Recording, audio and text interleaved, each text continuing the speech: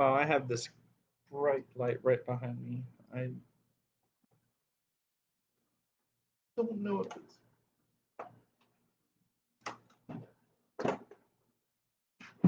I don't know if it's better without the light on or not. Now it looks like I'm wearing one of those Chinese hats. So, hi. Thank you for one person being here. Yay! We're going to read from the book of Mark. We're going to read from the book of the Bronze Bow. And yes, I know that one person is really two people because JJ is there with you. He obviously cannot watch on his own device. Ha! See the fun? Because he can't watch on his device. The Fez. Yeah. So, yeah, I just turned that light off because it was like this bright halo behind me. And yeah, it is what it is. Anyway, so we're going to read Mark. We're going to read the Bronze Bow. And I don't know if Rebecca and Kimmy are going to join us or not. I know they're living it up and having a good time and not able to go to the beach, which is really sad. So I'm getting, we're ready. Oh, she says they're ready. Okay, maybe if they're ready, maybe they would join us. Oh, I see two people, and I'm getting a phone call. And I don't know who it is.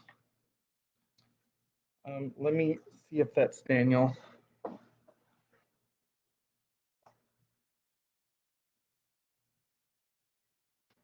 Oh, hi, JJ.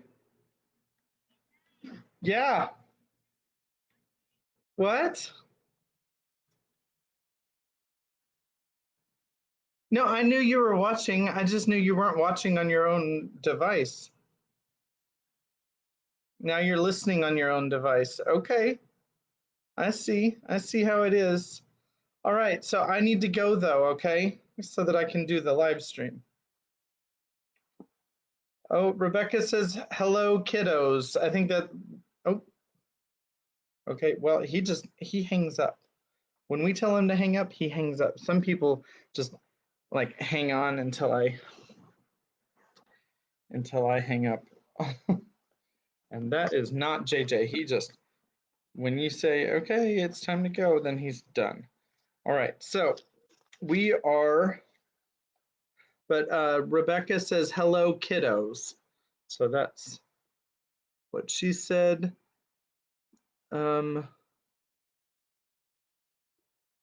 That's, I hear it is Kimmy and Rebecca. That grammatically doesn't make sense. Kimmy and I are on my computer. That grammatically does make sense, however, it needs a period at the end of it. So, anyway, all right. So I see three people online. I don't know who the third one is. I know Mom's there. I know Becca and Kimmy are there. Mom's there with JJ. Becca and Kimmy are there on Becca's computer. Oh, Becca's been hacked by Kimmy. Uh-oh. Better reporter. Okay, anyway, so we're going to read Mark chapter 9. I already read the first verse, but I'm going to read it again. It is the end of a paragraph, so that's why I read it already. But I will read it again because it is the first verse of the... Am I getting more phone calls? Okay. You guys are... Yay! Wow, that is a bright light. Okay. And there's JJ. All right, so without further ado, no, that was Kimmy. Oops. Or it's actually Ops. That was me, sorry. No, that was Kimmy. I think maybe Rebecca has multiple personalities right now, and I'm really confused. So I'm just going to read the Bible now, and hopefully we can sort all that out later. All right. And he said to them, truly I say to you, there are some standing here who will not taste death until they see the kingdom of God after it has come with power. And after 6 days, Jesus took with him Peter and James and John and led them up a high mountain by themselves. And he was transfigured before them, and his clothes became radiant, intensely white, and no one on earth could bleach them. And there appeared to them Elijah and Moses. My phone is like going nuts. What on earth? It's driving me crazy. And there appeared to them Elijah with Moses, and they were talking with Jesus. And Peter said to Jesus, Rabbi, it is good that we are here. Let us make 3 tents, one for you, and one for Moses, and one for Elijah. For he did not know what to say, for they were terrified. And a cloud overshadowed them, and a voice came out of the cloud. This is my beloved Son, listen to him. And suddenly, looking around, they no longer saw anyone with them but Jesus only. And as they were coming down the mountain, he charged them to tell no one what they had seen until the Son of Man had risen from the dead. So they kept the matter to themselves, questioning what this rising from the dead might mean. And they asked him, Why do the scribes say that first Elijah must come? And he said to them, Elijah does come first to restore all things. And how is it written of the Son of Man that he should suffer many things and be treated with contempt? But I tell you that Elijah has come, and they did to him whatever they pleased, as it is written of him. And when they came to the disciples, they saw a great crowd around them and scribes arguing with them. And immediately all the crowd, when they saw him, were greatly amazed and ran up to him and greeted him. And he asked them, What are you arguing about with them? And someone from the crowd answered him, Teacher, I brought my son to you, for he has a spirit that makes him mute. And whenever it seizes him, it throws him down, and he foams and grinds his teeth and becomes rigid. So I asked your disciples to cast it out, and they were not able. And he answered them, O faithless generation, how long am I to be with you? How long am I to bear with you? Bring him to me. And they brought the boy to him, and when the spirit saw him, immediately it convulsed the boy, and he fell on the ground and rolled about, foaming at the mouth. And Jesus asked his father, How long has this been happening to him? And he said, From childhood. And it has often cast him into fire and into water to destroy him. But if you can do anything, have compassion on us and help us. And Jesus said to him, If you can, if you can, all things are possible for one who believes. Immediately the father of the child cried out and said, I believe, help my unbelief. And when Jesus saw that a crowd came running together, he rebuked the unclean spirit, saying to it, You mute and deaf spirit, I command you, come out of him and never enter him again. And after crying out and convulsing him terribly, it came out, and the boy was like a corpse, so that most of them said, He is dead. But Jesus took him by the hand and lifted him up, and he arose. And when he had entered the house, his disciples asked him privately, Why could we not cast it out? And he said to them, This kind cannot be driven out by anything but prayer. They went on from there and passed through Galilee, and he did not want anyone to know, for he was teaching his disciples, saying to them, The Son of Man is going to be delivered into the hands of men, and they will kill him. And when he is killed, after 3 days he will rise. But they did not understand the saying, and were afraid to ask him. And they came to Capernaum, and when he was in the house, he asked them, What are you discussing on the way? But they kept silent, for on the way they had argued with one another about who was the greatest. And he sat down and called the 12, and he said to them, If anyone would be first, he must be last of all, and servant of all. And he took the child and put him in the midst of them, and taking him in his arms, he said to them, Whoever receives one such child in my name receives me, and whoever receives me receives not me, but him who sent me. John said to him, Teacher, We saw someone casting out demons in your name, and we tried to stop him because he was not following us." But Jesus said, "Do not stop him, for no one who does a mighty work in my name will be able soon afterward to speak evil of me. For the one who is not against us is for us. For truly I say to you, whoever gives you a cup of water to drink because you belong to Christ will by no means lose his reward. Whoever causes one of these little ones who believe in me to sin, it would be better for him if a great millstone were hung around his neck and he were thrown into the sea. And if your hand causes you to sin, cut it off. It is better for you to enter life crippled than with two hands to go to hell, to the unquenchable fire. And if your foot causes you to sin, cut it off. It is better for you to enter life lame than with 2 feet to be thrown into hell. And if your eye causes you to sin, tear it out. It is better for you to enter the kingdom of God with one eye than with 2 eyes to be thrown into hell, where their worm does not die and the fire is not quenched. For everyone will be salted with fire. Salt is good, but if the salt has lost its saltiness, how will you make it salty again? Have salt in yourselves and be at peace with one another." That's the end of chapter 9. All right. So, bronze bow. Who wants to give us the synopsis? Okay, so Daniel's recovering in their, I guess it's like a cellar or some kind of storage room that nobody goes in, I guess. And they decide that they're going to, the three of them are going to work together for God's victory, is what Thacia,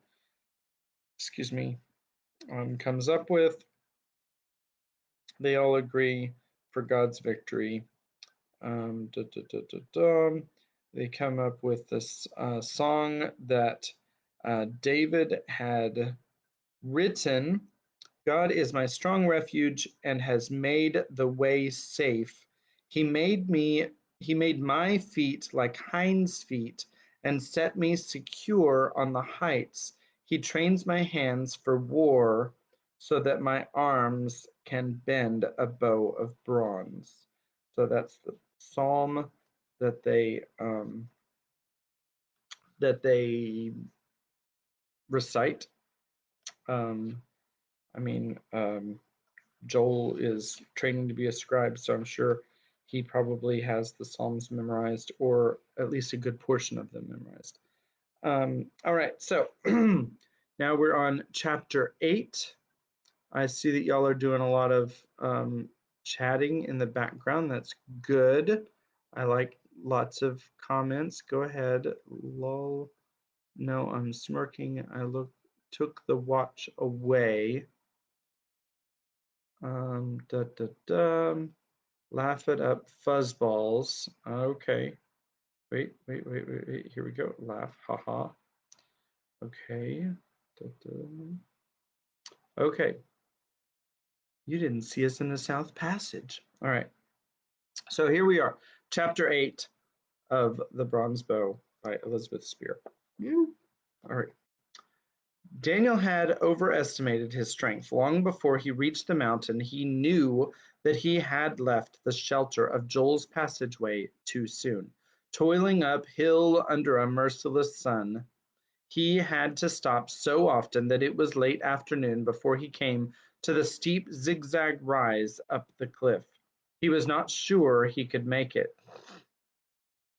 Suddenly it seemed to his wavering sight that one of the dark boulders high on the cliff detached itself from the rest and rolled toward him. Samson came leaping down the trail to kneel at his feet. Then, when Daniel tried to speak and no sound would come, the big man rose swiftly, lifted the boy in his great arms, and carried him gently up the trail to the cave. Samson did not allow Daniel to get on his feet again for 3 days. Like a vast shadow, he sheltered him. He brought water mixed with wine, in which he steeped roots of the mountain lilies. He snatched the choicest bits of roasting game from beneath the very nose of Rosh to feed his patient. Daniel noticed that the men were getting accustomed to Samson and treated him with better humor, though none of them ever disputed him. As for himself, Daniel had acquired new status. By the unfailing grapevine, word of his exploit in the town had reached the cave days before. They had all given him up, believing him dead or captured.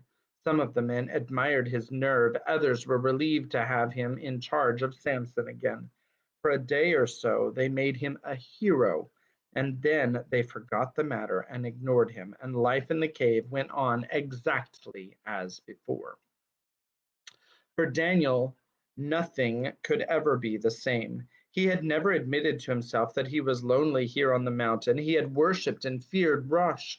He had fought and eaten and slept side by side with the hard-eyed men who made up Rosh's band. But the few days in Joel's passageway had shown him a new world. He had found someone to talk to, someone who had shared his own thoughts and who had instantly taken Daniel's burden as his own. The memory of the pact they had made glowed like a warm coal in the heart of the forge. Lying in the sunlight, his back against the baked gray rock, Daniel repeated to himself the chronicles that Joel had read aloud, the glorious deeds of Joshua and Phinehas, Saul and David. Most of all he thought of Judas Maccabeus, who had given them a watchword. The other mighty ones had lived and fought in distant ages, but Judas had lived in a time like his own, not 200 years ago, when Israel was helpless, as it was now, under the foot of the heathen. Judas, with his heroic father and brothers, had dared to rise up and defy the oppressor. And for a time Israel had breathed the free air again.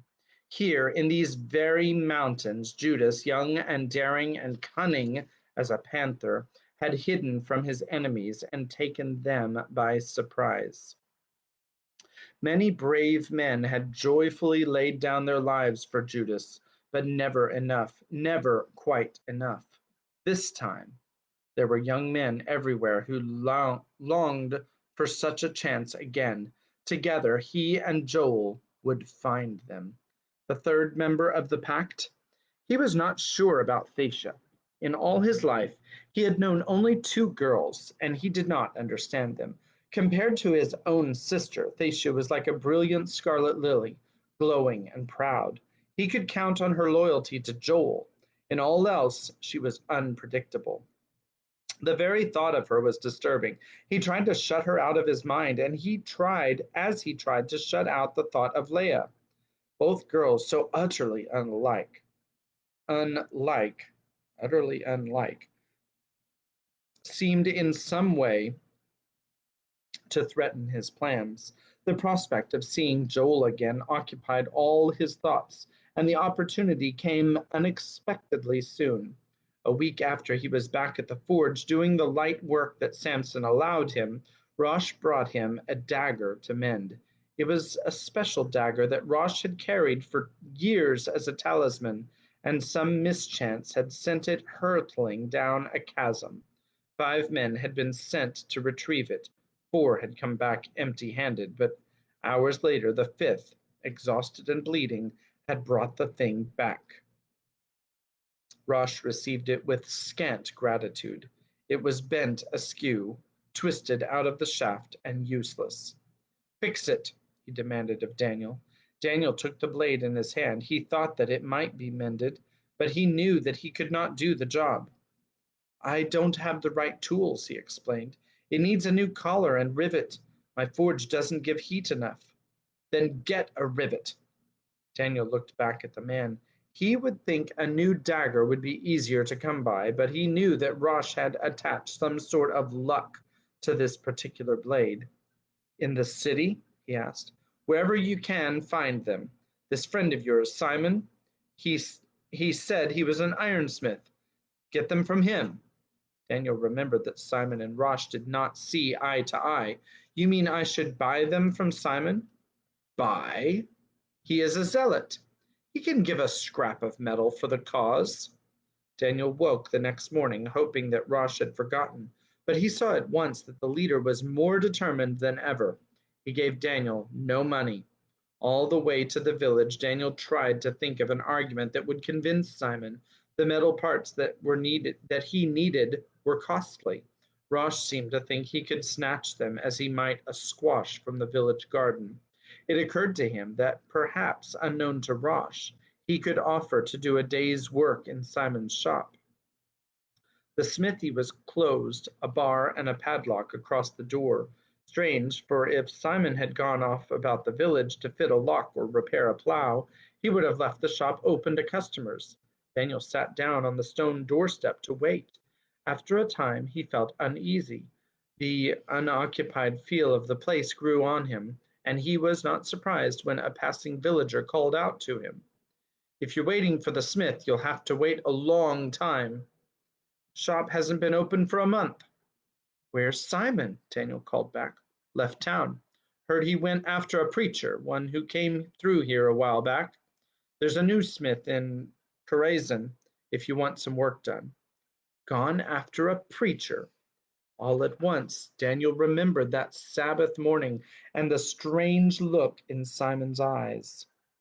"I don't know what he means," Simon had said, "but I intend to find out." What could Simon have found that would keep him for a month? Daniel had not lived with Rosh for 5 years without learning that there was no use going back without the rivet. He knew well enough, too, what Rosh would expect, but Simon had been good to him. He refused to break into Simon's shop and help himself. There was nothing to do but find Simon, and with the thought, he knew a deep satisfaction. He knew that all along he had hoped for an excuse to go back to Capernaum. Would he be recognized in the city? Daniel thought not. He had a hunch about Romans. To him, every stupid Roman face looked alike. He had an idea that to the Romans, every Jew would look alike too. He was sure they seldom bent their stiff necks to take a good look at one. There was little likelihood that the soldier on horseback would remember the boy at the well. At any rate, it was worth the chance. He got to his feet and set out for Capernaum. He reached the city in the early afternoon and made his way straight to the harbor. If anyone knew where the preacher could be found, it would be those fishermen and their wives. They had taken the carpenter's coming for granted. Surely they must know where he spent the rest of his day. There was no bustle at this hour. The Jews jested that no one worked in the heat of the day but dogs and soldiers. The heavy barges bumped each other lazily, waiting for the next day's cargo, but farther along the shore he saw a few slow-moving figures, men lazily preparing their fishing boats for the night's work. Daniel approached a fisherman who was folding in a long net.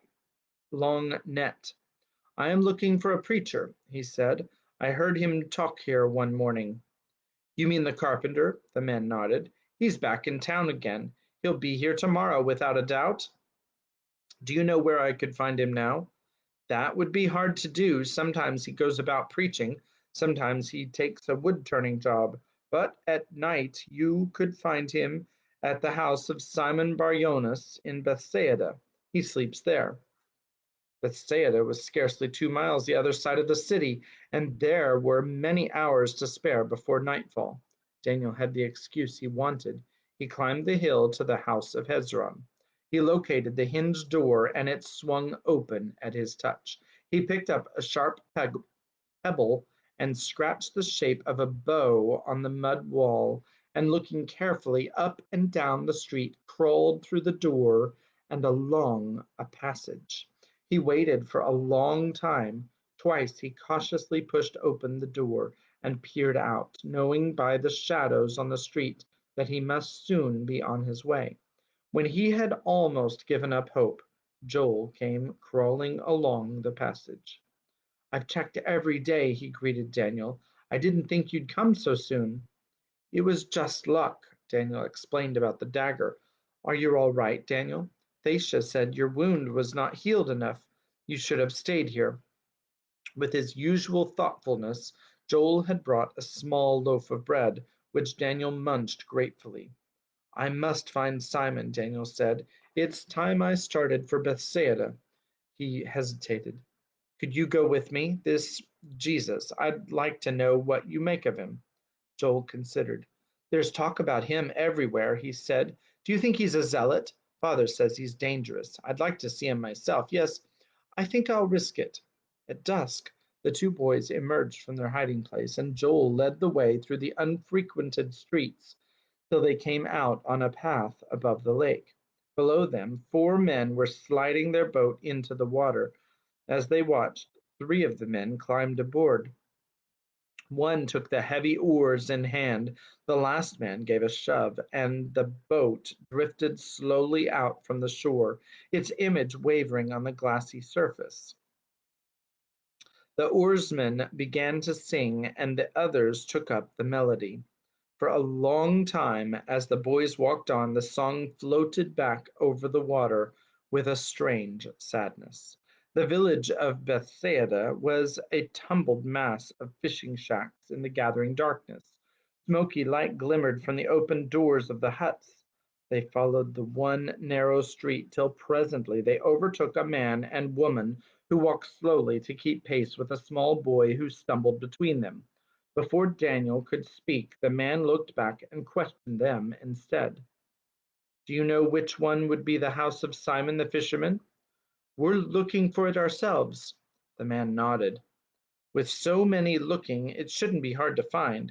But the boy is getting tired. We've walked all the way from Cana today. They told us in the town that the preacher would be at the home of Simon tonight. Daniel glanced at the child, noting the way he hugged one arm close to his body, wrapping it in his mantle. It's his hand, the woman explained. She reached out and pulled the mantle aside. Both boys started at the glimpse of the red, swollen flesh. The child flashed them a look of fury, jerked the mantle back into place, and trudged on, his eyes on the road. Bit by a camel, the man said, 2 months ago, and it won't heal. I'm a weaver, and so the boy must be after me, and a weaver needs two good hands. We only heard about the preacher yesterday, said the woman. We have not wasted any time. Daniel was puzzled. This preacher, is he a doctor as well? He asked. Where do you come from that you haven't heard about the preacher? The man demanded. Our neighbor who came back from Capernaum said that they talk of nothing else. My neighbor saw him heal a man who has been lame for 20 years. The man ran, he told me, ran like a young boy.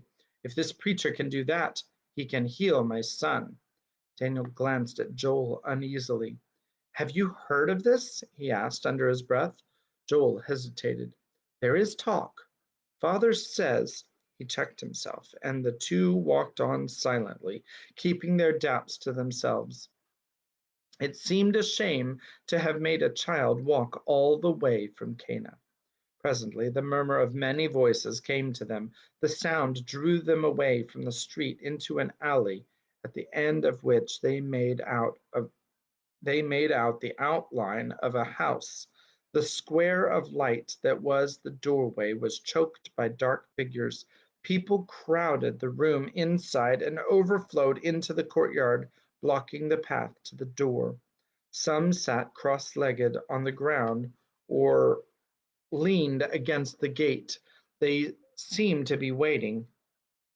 Daniel saw that many of them were ill.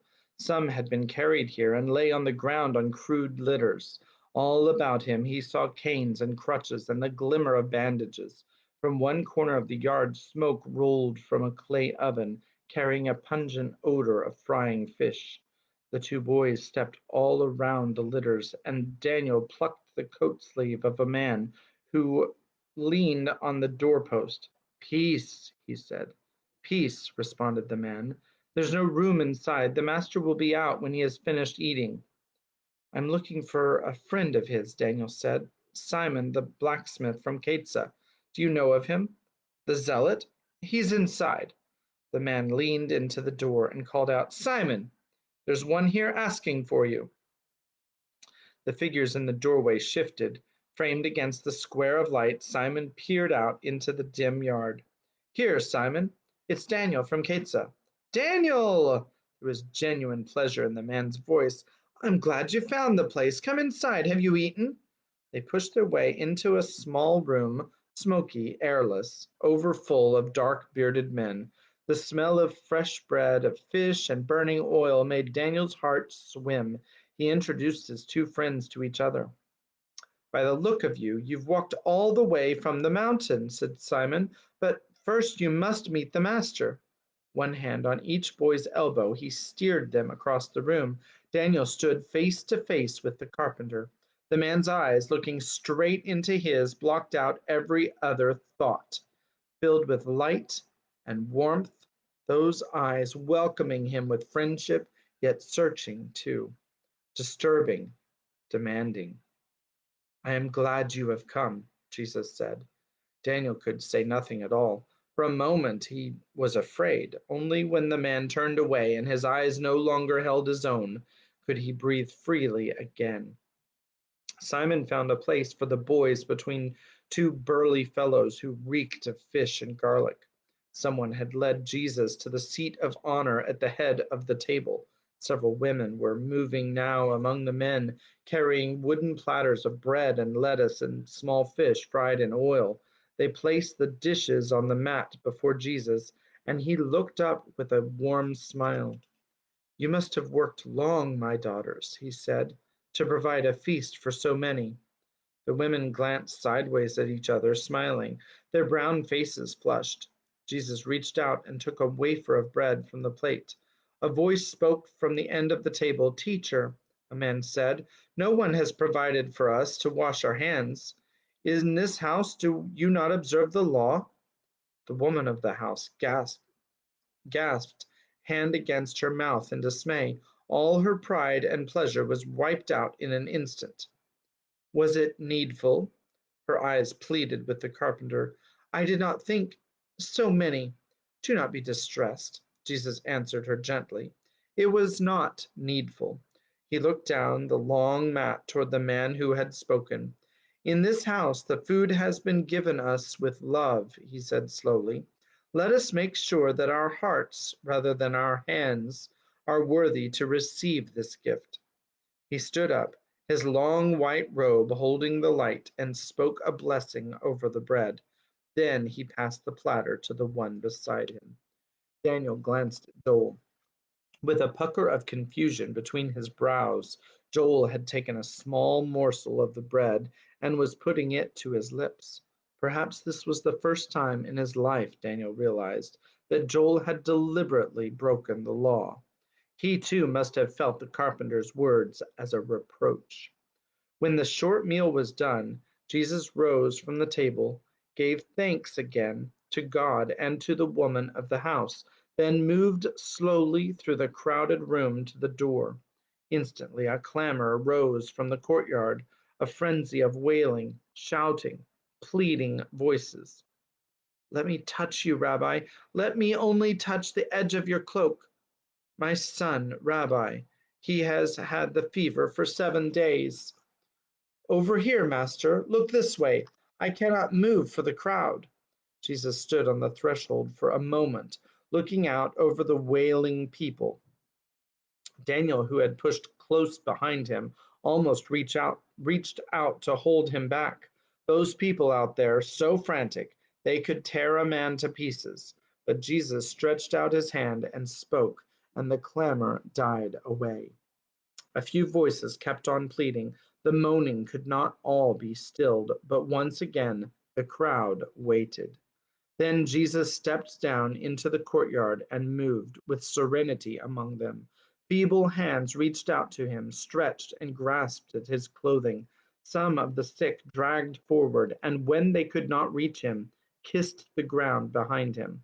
Before one after another, Jesus stopped. Sometimes he spoke quietly, sometimes he touched a man briefly, or a child. What he said, no one could hear.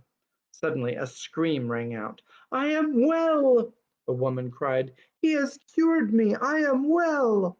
The clamor rose again, drowning her out. The women who had served Jesus moved now among the crowd with the platters of food, and the bearded fishermen helped them. Hands snatched the food as it passed, cramming it into mouths, spilling it in frantic greed. Daniel understood now why those in the house had eaten so sparingly. There would never be enough to satisfy this starving horde. He shuddered, looking at them. Where had they come from, these wretched creatures who had dragged themselves to this place in the hope of a morsel of bread? Then Daniel saw the man and woman he had met on the road standing almost within the reach of Jesus' hand. As Jesus turned, they pushed the child in front of them. The woman went down on her knees and hid her face. The man stood, his eyes fixed on Jesus. Then 4 men carrying a litter blocked them from Daniel's view, and when he saw them again, the 3 were going rapidly through the gate in the hedge. He sprang after them. "Did you see him?" he demanded, catching up with them. "Did he speak to you?" Tears were streaming down the woman's face. Her eyes were dazed and she could not speak. The man had the same dazed look. "The boy is healed," he said. "How do you know?" Daniel demanded. "Have you looked at it?" "No, I have not looked. Show him your arm," the man ordered his son. The boy shook off the mantle and held out his hand. "It doesn't hurt any more," he said, puzzled. Daniel felt a sudden chill. He leaned closer. "It is still swollen," he accused the man. The man did not look. "The pain is gone," he said. "The swelling will go too." "What did he do? Did he touch it?" "No," the man said. "I don't think he touched it. I started to tell him what was wrong, and I couldn't get the words out. I could only look at him, and then I knew that the boy was all right." Suddenly, Daniel was furious. "You are lying to me," he cried. "There's some trick." "Why should I lie to you?" The man looked back steadily. "I tell you, the boy's hand is healed, and now he will make a weaver." Back in the yard, Simon stood with Joel. Daniel clutched at the older man. "That boy," he stammered. "Simon, he said his arm was healed." Simon did not ask what boy or seem surprised. "Yes," he said quietly. "But I saw it. We both saw it not an hour ago. The boy says it doesn't hurt." "Several people were healed tonight," said Simon. "It's impossible. Is it some trick?" "You say you saw the arm yourself. What do you think?" "I don't understand." "Nor do I," Simon answered, "but I must believe my own eyes. I have seen it happen over and over." Joel spoke thoughtfully. "Is he a magician?" "No magician could do the things he does. He claims that his power comes from God." "But these other people, all these, I don't know why they are not all healed. It seems to require something from the person himself, a sort of giving up. The child you saw, or his parents, must have had that sort of faith." "Perhaps the arm would have healed anyway." "Perhaps," said Simon. He put a silencing hand on Daniel's arm. "Wait now. He is going to speak." For the 3rd time, something in Daniel leapt to answer that voice. It was not a joyous voice tonight, or a commanding one, as it had been on the sunlit shore. This time its gentleness rested on the suffering people like a comforting touch, but strength still poured through its calm tones and utter sureness. "Do not be afraid," Jesus said to them, "for you are the children of God. And does not a father understand the sorrow of his children and know their need? For I tell you, not even a sparrow falls to the ground without our Father seeing. And you are of more value than many sparrows. Try to bear your suffering with patience, because you know that God has made a place for you in his kingdom." The kingdom. Daniel looked about him. What good would it do to speak of a kingdom to these miserable wretches? What could it mean to them when not one of them could lift a hand to fight for it?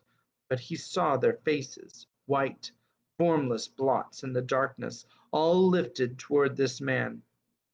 He heard their harsh breathing all around him, stifled in their straining not to miss a word. They listened as though his words were food and they could never get enough. "But you must be kind to each other and love each other," the voice was saying. for each of you is precious in his sight." The figure in the white robes swayed slightly. In the dim light from the doorway, the man looked very weary. Instantly, one of the fishermen was at his side.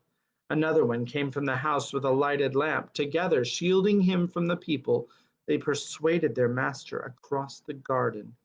The crowd watched them, quieted, almost stupefied by the spell of that gentle voice. The three climbed the outside staircase of the house and entered the shelter on the roof. Daniel straightened his shoulders, trying to shake off the spell that seemed to bind him close to the silent crowd. At the same time, he remembered the errand that had brought him to this place. Simon listened, showing little interest in Rosh's demands. Daniel was sure that Simon was going to refuse his request, but instead the man looked at him keenly. "This Rosh," he said thoughtfully, "you have a lot of faith in him, haven't you?" "Of course I have. All right. I don't have those things to spare in my own shop, but there is a shop here in the city on the street of the iron workers. You will know it by the bronze horseshoe over the doorway. I work for the owner sometimes. Samuel is his name, and he owes me wages. Tell him to give you what you need." "But your wages?" "I have little need for money just now. Take what you need." Daniel could not leave his friend without some answer. "Are you staying with Jesus, Simon?" "If he will have me." Is he one of us?" Simon smiled. "A zealot, you mean? Isn't that why you came? Have you asked him to join us?" "I had some such ideas when I came," Simon admitted, "but it has not worked out just as I expected. No, I have not asked Jesus to join us. All I hope and long for now is that he will ask me to join him." Daniel saw that he would get no more certain answer from Simon tonight. The two boys went back along the road in silence. Presently Joel spoke, his young voice troubled. "How can he call those people children of God?" he questioned. "They have never heard the law. They are unclean from the moment they are born." Daniel could not attach too much importance to this. He was too far outside the law himself. "Perhaps it does no harm for them to hope," he suggested, "but they have no right to hope." Joel was silent again, struggling in some way Daniel could not share to reconcile what he had heard with his lifelong training. "This man is not a true rabbi. He practically said it was all right to eat without washing your hands. Perhaps it's dangerous even to listen to him, and yet—" Some unfinished question, only half formed, filled the darkness around them as they made their way back to the city. I'm going to leave it right there. I don't want to hold you guys up too long tonight. Oh, chapter 9 is pretty short, though. Okay. Chapter 9 is 8 pages, so cast your votes now. Let me know if you want me to keep going. If JJ's asleep, I'm probably going to quit for the night. But chapter 9 is only 8 pages, and the last one is this long. So that's really 7 pages and some change. And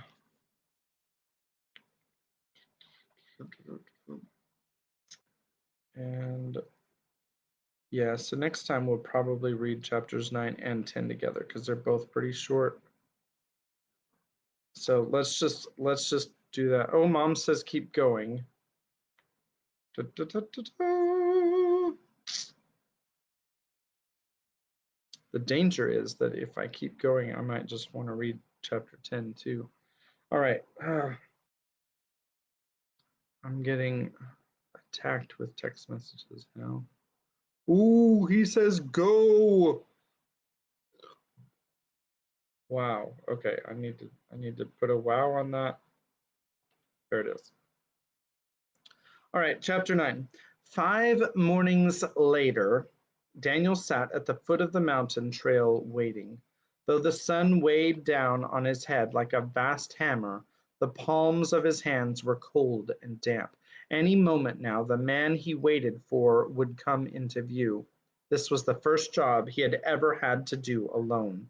He must not bungle it. Of course, there was little likelihood he would fail, or Rosh, or he could fail, or Rosh would not have sent him. He understood that in a way this was a peace offering on Rosh's part, to repay him for mending the dagger. It was also, he knew, a test, the easy sort of test that Rosh often devised to try out a man's usefulness.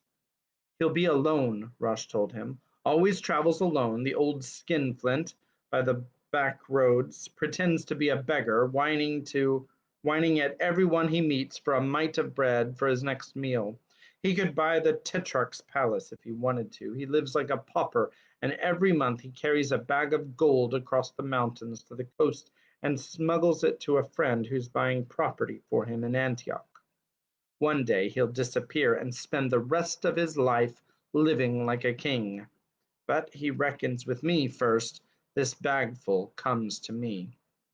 This was Rush's idea of justice and the kind of sport that most delighted him. He made it sound like a privilege that Daniel should have the chance. Daniel agreed with him on principle. Why should one greedy old miser live like a king in Antioch, while his fellow Jews toiled and starved? Moreover, the thing would be done quickly. A lonely stretch of road, a moment's bluffing, and the man would go on his way unharmed, but not until he had made a contribution to his country's freedom. Fair enough, Daniel reasoned. Still, his stomach was uneasy. After nearly an hour's wait, he spotted the man on a bend of the road just below. He slid behind a rock and waited. The man climbed slowly, with a wheezing sigh at each step. He would have fooled anyone with his rags and his tottering gait. The deceit of the man made the job he had to do seem easier. When the miser was fairly opposite the rock, Daniel pounced. The man did not resist him. He cringed and sank to his knees. A poor man, he moaned, with not a thing that anyone could want.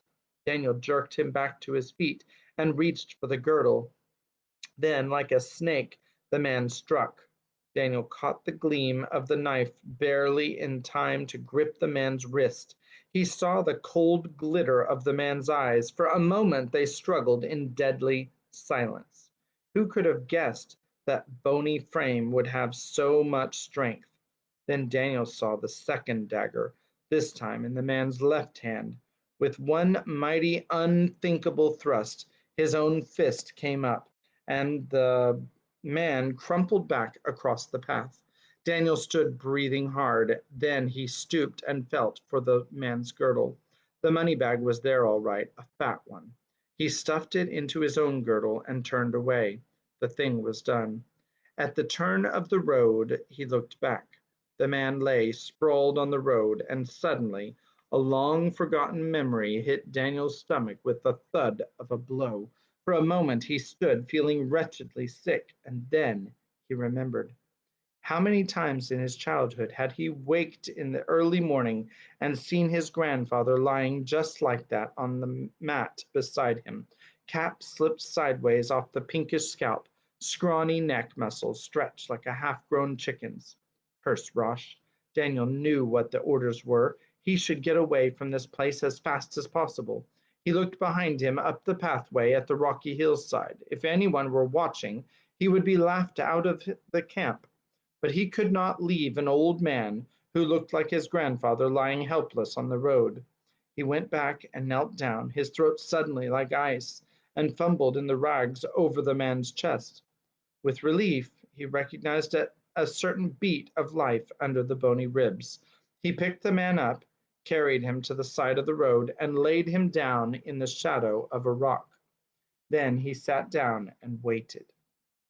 It was some time before the man regained consciousness. Finally he blinked and turned his head, and Daniel was suddenly angered by the terror that leapt into the old eyes. "Lie still," he said roughly. "I'm not going to touch you. Wait till you're able to walk." But the old man would not wait. Sorry, I thought that was the old man, but that was Daniel. But the old man would not wait. He jerked to his feet and backed away. "Wait," said Daniel. "Take this. You may need it." He held out one of the daggers that less than an hour ago had threatened his own life. Then he stood watching till the man in a tottering course dragged around the turn of the road by which he had come. Back in camp, he flung the money bag at Rosh's feet. Rosh snatched it up, weighed it rapidly from one horny palm to the other, jerked open the strings, and poured out a glittering heap of coins onto the stone. He slapped them down as they bounced and rolled. "Yeah," he gloated, "a good morning's pay. He's got something to whine about now, the old camel." Daniel said nothing, waiting. "Did you get his dagger too?" Daniel threw the dagger down. He knew now what was coming. Someone had already brought back a report. "The other one?" "I gave it back to him," said Daniel. "He wasn't fit to travel without it." Rosh shot a derisive glance from under the black brows. "So, he took you in with his whining. I gave you credit for more sense." Daniel held his tongue. Rosh rubbed a coin between dirty thumb and finger. "You think he'll thank you for your pains? You'll find out if he ever sets eye on you in the city. You should have finished him off." "You didn't order me to kill him," Daniel said sullenly. "I expected you to use your head. What ails you? Afraid of a drop of blood?" "It is Roman blood I want," Daniel burst out. "Do we fight against Jews?" Rosh tossed the coins back into the bag, pulled the string tight, and got to his feet. His eyes looked dangerous, but his voice was level. "You fool! You'll have your fill of Roman blood. Have you wasted your time with me? Are you still a stupid villager who wants to rush at the Romans with your bare hands? It will take men and arms and food, and they have to be paid with money. And get this through your head once and for all. We take the money where we find it." Daniel's lips were tight, his eyes on the hard-packed earth. "Would the old miser have given his money to free Israel?" Rosh went on. "He'd have parted with his life first. A decent death for his country was better than he deserved, and what loss would it have been? One old man, more or less." Suddenly, with one of his lightning reverses of temper, Rosh stepped forward and laid a hand on the boy's shoulder. "I know what's in your mind," he said gruffly. "It's better to do without killing when we can. But there's a flaw in you, boy, a soft streak. I've seen it over and over these years, like a bad streak in a piece of metal. Either you hammer it out the way you'd hammer out a bubble, or you'd be no good to us.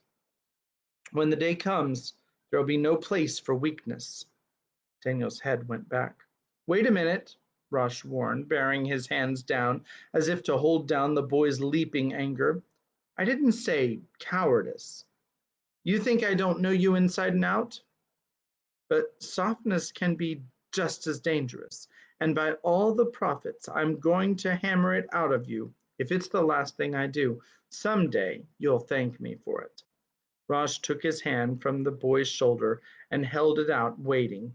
Daniel stared at the bearded, weather-pitted face, the fierce black eyes of the man who had been his hero for 5 years. And his defenses gave way. Was it Rosh's logic or the rough friendship in the man's hand and voice that had won him back? In relief, he reached out, and he could sense the man's pleasure when his own hand, trained to the anvil, returned without flinching his leader's iron clasp. Rosh was right, he thought later, taking up his work. More right than Rosh himself suspected. Would the man be so patient if he could read Daniel's mind? Rosh knew about his passion for the day to come. Rosh did not know about the other things that bound him like cobwebs when he woke up in the night. Leah, his grandmother, Thacia. A flush came up over his face. There was no room for such weakness. He raised the anvil and struck the softened metal, blow after powerful blow, beating out his weakness. He put the metal back into the fire and watched it heat to a glowing red, drew it out with tongs, and hammered on it again till his arms ached. He would get rid of this flaw in himself. Yet, like a treasure bubble that fled under the hammer and formed again, a treacherous bubble, good night. A doubt returned. Was there a flaw, too, in Rosh's argument? He could not put a finger on it, but he felt it just the same. He wished he could talk to Joel about it. Could Joel find the answer in those scriptures of his? Somewhere, Daniel had been taught in his childhood, there would be an answer in the scriptures. For Moses had handed down the law in answer for every situation a man could encounter in this life. Thou shalt not kill, but that did not apply to war. And what difference would it make if he had an answer, chapter and verse, on his tongue? Rosh was his own law. Suddenly, words were echoing in his mind, for each one of you is precious in his sight, not scripture, but the words of the carpenter. That was what had confused him. Rosh looked at a man and saw a thing to be used like a tool or a weapon. Jesus looked and saw a child of God. Even the old miser with the money bag, he hammered more violently till the sparks flew wild and the iron squashed down on the stone like clay, and he had to heat it again and begin all over. Samson, kneading the bellows, watched him broodingly. Tomorrow we will start chapter 10. I hope y'all are enjoying the story. No, he didn't kill someone. I think he left him. He didn't kill someone. He gave him the dagger. Yeah. Because I think he hurt him. Anyway, all right, so that's the end of chapter 9. Judah. I don't know what Judah is. We are about a little less than halfway through. Tomorrow we'll cross the halfway mark, probably. Yeah, for sure. All right. Hope y'all are enjoying. We will put the book to rest for now. And I hope to see each of you back tomorrow. And God bless you guys. And we will see you again tomorrow. I love you. And I don't have anything else to say.